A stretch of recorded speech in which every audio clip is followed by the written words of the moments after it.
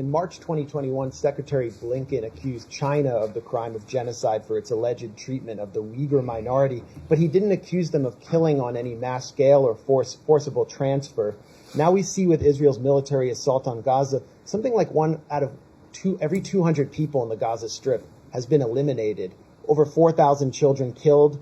The Ministry of Intelligence, as Sam pointed out, in Israel has published a blueprint for the forced transfer of the entire Palestinian population to Egypt. We have the intent to commit genocide expressed at the highest level of the Israeli government, including Netanyahu himself referring to the Palestinian population as Amalek, the biblical Amalek. So I wonder, when you're accusing one country of genocide without accusing them of mass killing, and then blocking ceasefires to enable another country's military assault, what metric are you using to determine genocide, or is this just political rhetoric? It's certainly not political rhetoric. The department, and I talked a little bit about this yesterday, we have a rigorous process in place for evaluating whether something constitutes as genocide or not, and that is true in any country that that situation might be being looked at. That is not a term that we have assessed pertains to this current conflict. We are, of course, monitoring the evolving situation and are examining facts as they develop. This continues to be an incredibly challenging and fraught situation, but it's also important to remember that Hamas bears responsibility for sparking this war.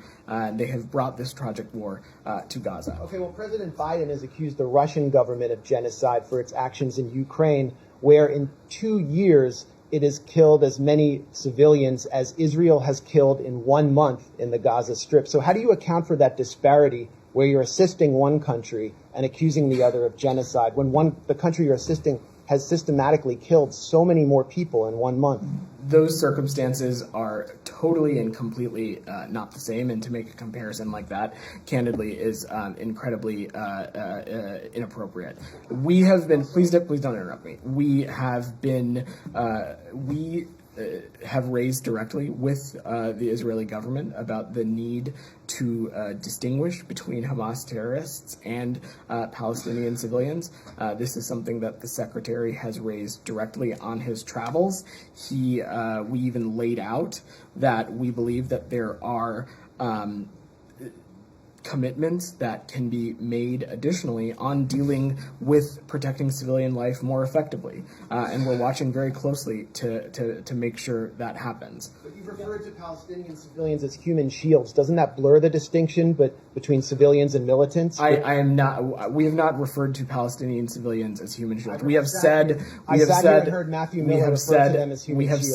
Hamas is using Palestinian civilians as human shields. That is not hyperbole. That is something that we have seen Hamas do as they continue to integrate themselves into key civilian infrastructure across Gaza. Wouldn't that be blurring the distinction between civilians and combatants? If you say Hamas is using civilians as human shields, wouldn't that be in some ways justifying the killing of civilians because they happen to be in the way, in their homes? There is no one in this administration that is justifying killing of civilians. Any civilian life loss is incredibly troubling, heartbreaking to us. Any number above 0 is deeply troubling to us. What we are doing is we are working with our Israeli partners to ensure that steps can be taken to minimize the impact on civilian life. And we also have believed that there is a moral imperative, there is a strategic imperative to take steps to minimize loss of civilian life. I'm going to work through them. I've answered like 4 of your questions. You could.